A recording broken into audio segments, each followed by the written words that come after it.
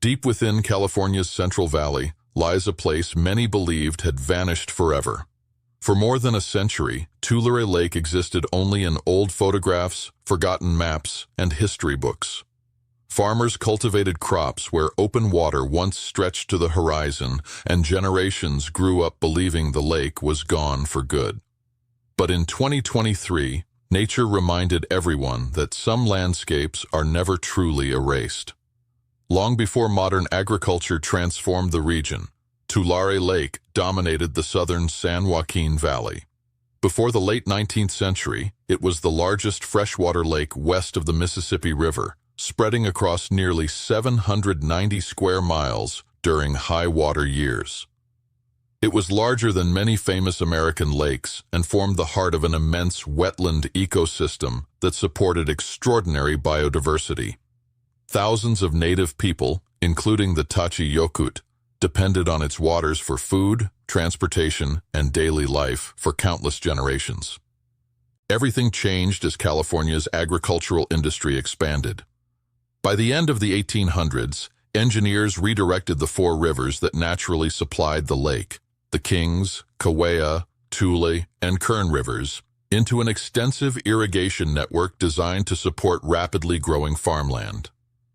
As the water disappeared, the lake bed was drained, flattened, and converted into productive fields filled with crops such as cotton and alfalfa. Within only a few decades, one of North America's greatest inland lakes had seemingly disappeared from the landscape. For more than 120 years, Tulare Lake remained little more than a historical memory.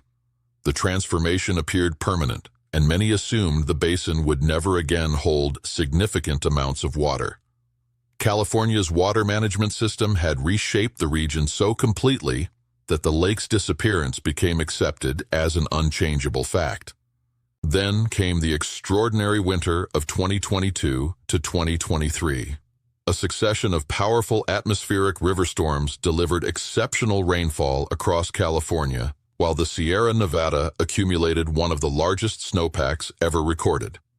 As spring temperatures rose, enormous volumes of melting snow rushed down the mountain rivers, overwhelming reservoirs, canals, and flood control systems. Gravity eventually took over. The floodwaters followed the same path they had for thousands of years, flowing toward the lowest point in the basin, the original bed of Tulare Lake. The landscape remembered what people had tried to erase. Water spread across farmland, roads, and infrastructure, slowly recreating a lake that many believed belonged only to history. Its return raised far more than flood concerns. As the expanding water covered former agricultural land, researchers, historians, and local communities began asking new questions. What remained hidden beneath more than a century of farming? Had traces of the original wetland survived beneath the cultivated soil? And what would the reappearance of the lake mean for California's future, especially as climate extremes become more common? The unexpected flooding also reignited long-standing debates over water rights, flood management, and land use. Areas that had been engineered for agriculture suddenly revealed themselves to be exactly what they had always been: a natural lake basin. The event forced policymakers and scientists to reconsider whether human engineering can permanently override the natural geography of an entire region. To understand why Tulare Lake's return attracted so much attention, it's important to appreciate what once existed there. This wasn't simply a large body of water. It was the center of an enormous wetland network that stretched across the southern San Joaquin Valley. Fed by snowmelt flowing from the Sierra Nevada, the ecosystem supported vast populations of fish, migratory birds, mammals, and countless other species. Early explorers described wildlife in numbers so astonishing that their accounts almost sound exaggerated today. One feature made Tulare Lake especially unique. Unlike most lakes, it had no natural outlet to the ocean. The Kings, Kaweah, Tule, and Kern rivers all emptied into the basin, but no river carried the water away. Instead, the lake lost water almost entirely through evaporation, making it what hydrologists call a closed or terminal basin lake. During especially wet years, The shoreline expanded dramatically across the valley floor. During droughts, it naturally shrank, only to grow again when heavy runoff returned. For generations, people believed that natural cycle had ended forever. But the events of 2023 demonstrated something remarkable. Although the lake had disappeared from maps, the landscape itself had never forgotten where the water was meant to go. The cycle had continued for thousands of years, and the ecosystems around the lake had adapted to its rhythms. The waterfowl populations were staggering. Historical accounts describe flocks of ducks and geese so vast they darkened the sky. Millions of birds using Tulare Lake as a critical stop on the Pacific Flyway, the migratory corridor that stretches from Alaska to South America. The surrounding wetlands provided breeding habitat, feeding grounds, and sanctuary on a scale that no longer exists anywhere in California. Tulare elk roamed the marshes. Grizzly bears hunted the shorelines. The lake itself supported unique, enormous fish populations, including species found nowhere else on Earth. The Tulare Lake sardine, a unique subspecies adapted to the lake's particular chemistry, and the thick-tailed chub, which thrived in the warm, shallow waters. And on the shores and islands of this vast wetland complex lived the Yokut peoples, including the Tachi Yokut, whose homeland encompassed the lake itself.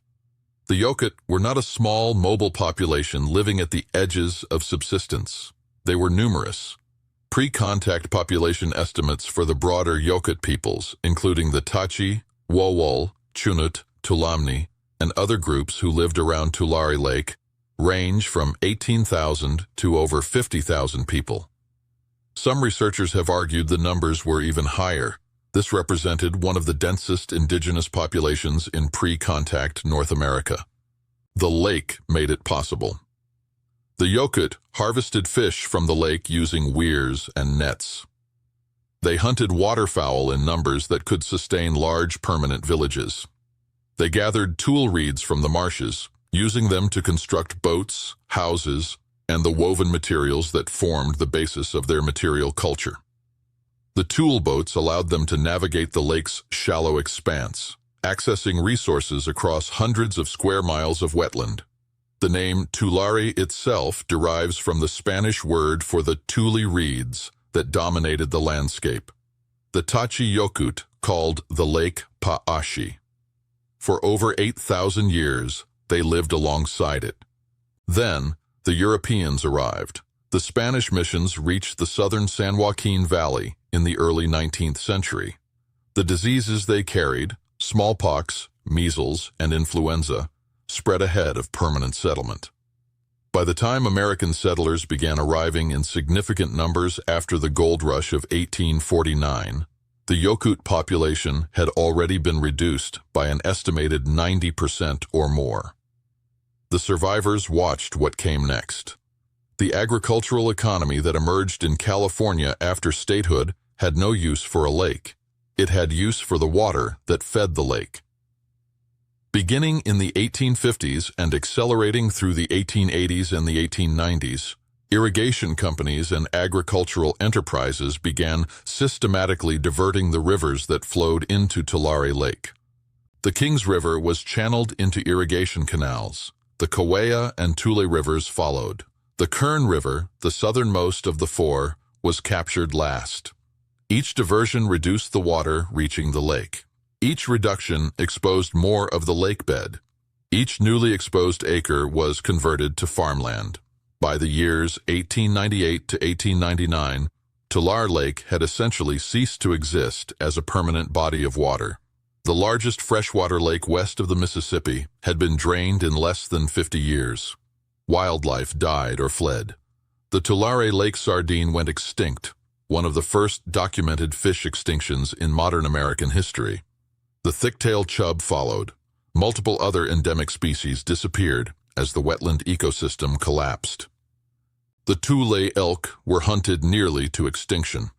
By 1870, the species had been reduced to a single herd of perhaps 24 animals, protected by a rancher who recognized what was being lost. The grizzly bears were exterminated entirely. The waterfowl that had darkened the sky moved elsewhere to whatever fragments of wetland habitat remained along the Pacific Flyway, and the Tachi Yokuts, already devastated by disease, watched their ancestral homeland converted into cotton fields.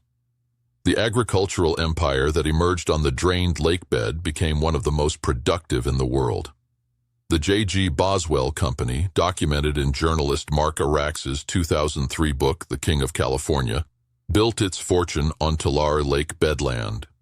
The Boswell operations became the largest cotton-growing enterprise in the United States, farming tens of thousands of acres of what had once been lake bottom. The transformation was treated as a triumph of engineering and enterprise.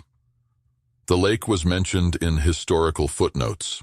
The Yokuts were largely forgotten. The agricultural economy proceeded as if the landscape had always been this way, as if the lake had been an aberration, a waste of good farmland, a problem that 19th century progress had solved. For 130 years, that narrative held. Then came the atmospheric rivers. The winter of 2022 to 2023 was not merely wet, it was historically unprecedented. Beginning in late December 2022 and continuing through April 2023, California experienced approximately 31 atmospheric river events.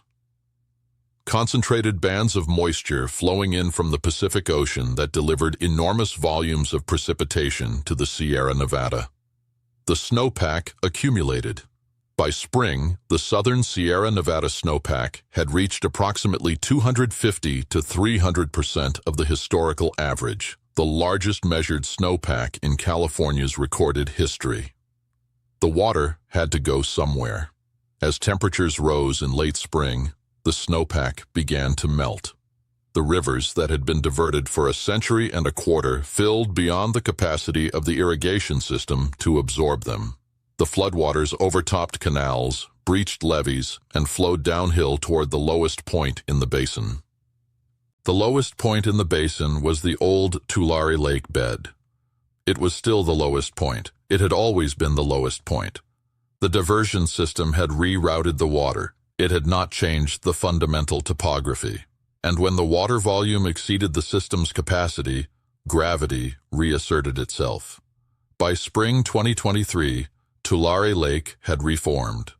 The extent varied depending on the timing of measurement, but at its peak, the resurrected lake covered approximately 100,000 to 180,000 acres, smaller than the historical high water extent, but vastly larger than anything that had existed since 1900.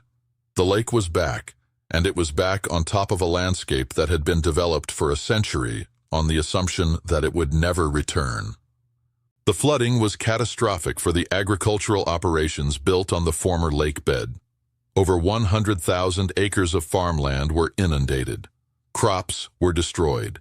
Infrastructure was damaged. Damage estimates reached into the hundreds of millions of dollars. The dairy industry was particularly affected. The Tulare Basin contains some of the densest dairy operations in the United States. Industrial-scale facilities housing thousands of cattle in concentrated feedlots. As the floodwaters rose, tens of thousands of dairy cattle had to be evacuated in emergency operations that stretched over weeks. Corcoran, California, a city of approximately 22,000 people located on the former lakebed, faced severe flooding. The situation was exacerbated by a factor that the original lake's return made visible. The land around Corcoran has been sinking for decades. Groundwater pumping for agricultural irrigation has caused the land surface to subside, to physically drop as the aquifers beneath it are depleted. Corcoran has lost approximately 11.5 feet of elevation since the 1920s. The city that was built on a drained lake bed has been sinking toward the water table for a century. When the water returned, the sinking became a crisis. Allensworth, California, a historic African-American settlement founded in 1908 by Colonel Allen Allensworth, was also significantly affected. The community, now preserved as a state historic park, was inundated by floodwaters that paid no respect to the historical significance of what lay in their path. Federal disaster declarations were issued for multiple Tulare Basin counties. The emergency response stretched for months, and as the floodwaters reshaped the landscape, they began to reveal things that had been buried for over a century. The erosion was the first indication. As water moved across agricultural land, it carved into the soil, cutting through the layers of accumulated sediment, crop residue, and engineered overburden that had been deposited since the lake was drained. In some locations, the erosion reached the original lake bed.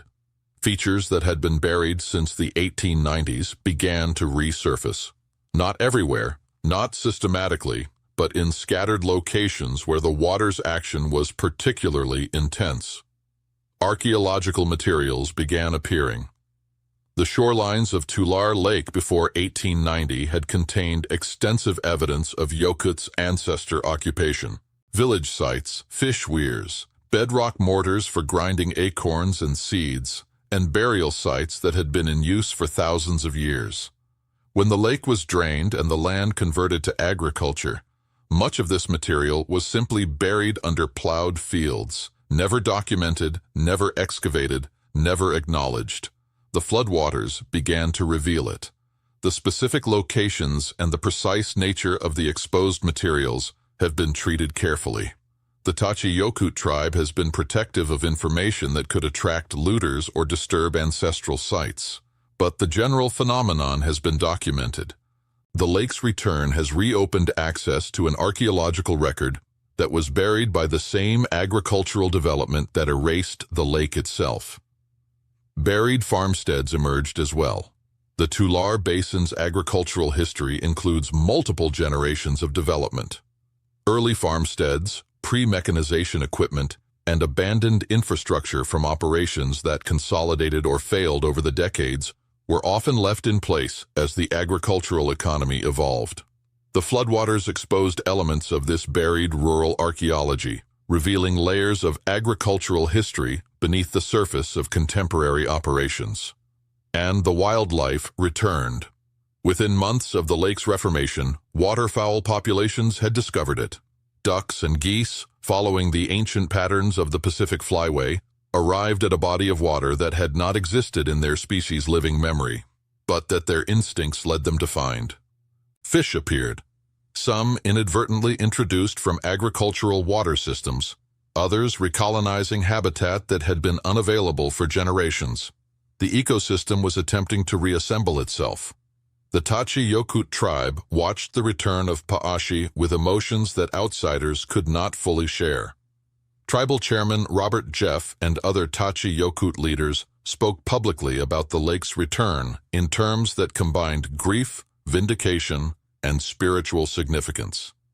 The lake that had been taken from their ancestors, the lake that had sustained their people for 8,000 years, was reasserting itself despite everything that had been done to eliminate it.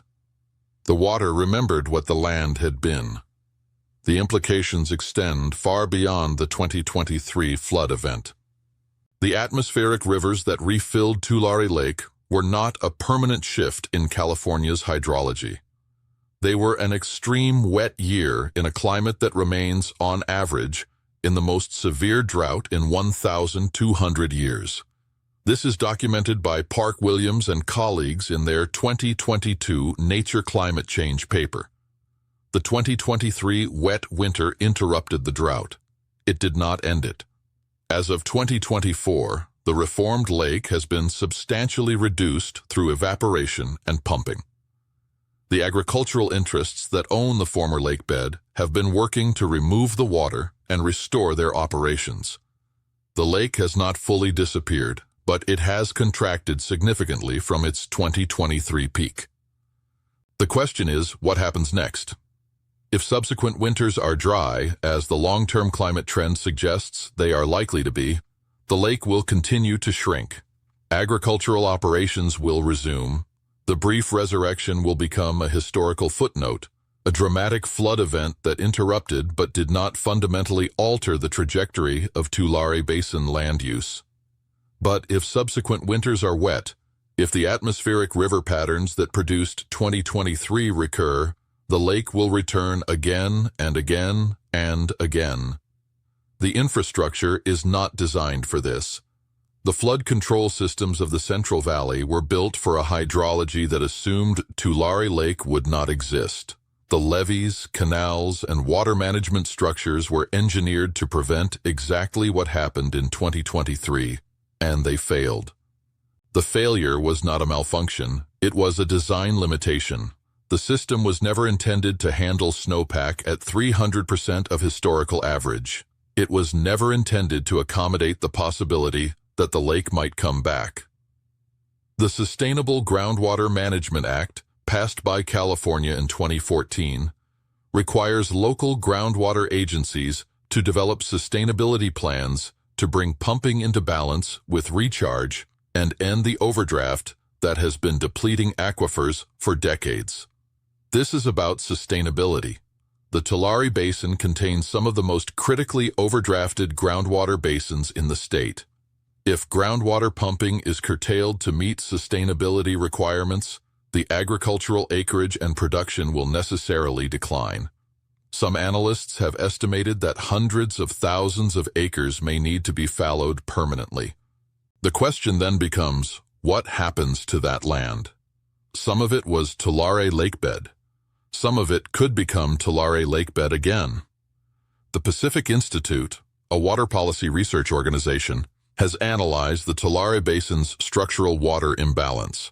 Their research, led by Heather Cooley and colleagues, has examined the implications of the 2023 flood for long-term basin management. The return of Tulare Lake delivered a message that many people in California's agricultural heartland would rather not confront. For more than a century, enormous effort has gone into keeping the basin dry through dams, canals, pumps, and diversion systems. Yet the events of 2023 demonstrated a simple reality. When enough water enters the basin, nature still attempts to rebuild the lake. The landscape has not forgotten what it was designed to be. What happened wasn't merely an extraordinary accident. It was a reminder of how the basin naturally functions once rainfall and snowmelt overwhelm the network created to control it. Rivers will always seek the lowest elevation, and in the Tulare Basin, that destination has remained unchanged for thousands of years. No matter what has been constructed above it, the water eventually finds its way back. Scientists warn that this challenge could become even greater in the decades ahead. As the climate continues to change, weather patterns are expected to become increasingly unpredictable. Longer periods of drought may be interrupted by far more intense storms, creating a cycle of water shortages followed by devastating floods. For the Tulare Basin, that could mean years of declining groundwater reserves, suddenly giving way to seasons in which the lake returns once again, flooding farmland and infrastructure built on its historic bed. Such a future raises difficult questions for one of America's most productive farming regions. The economy that transformed the former lake into agricultural land depends on the assumption that the water can always be controlled. But if extreme flood events become more frequent, that assumption may become increasingly difficult and expensive to maintain. For the Tachi Yokut people, the lake's reappearance carried a very different meaning. They have not demanded that Tulare Lake be permanently restored, recognizing the enormous political, economic, and legal challenges involved. Instead, many have simply witnessed the return of a place their ancestors knew for thousands of years. In their history, the lake, known as ashi, was never truly gone. It was only waiting for the right conditions to reclaim its place. As the floodwaters spread across the basin, migratory birds returned almost immediately, guided by instincts far older than modern civilization. At the same time, the water exposed archaeological remains and traces of ancient settlements that had been hidden beneath farmland for generations. Objects connected to people who lived beside the lake thousands of years ago briefly resurfaced, reminding everyone that the region's history extends far beyond its agricultural era. The contrast was striking.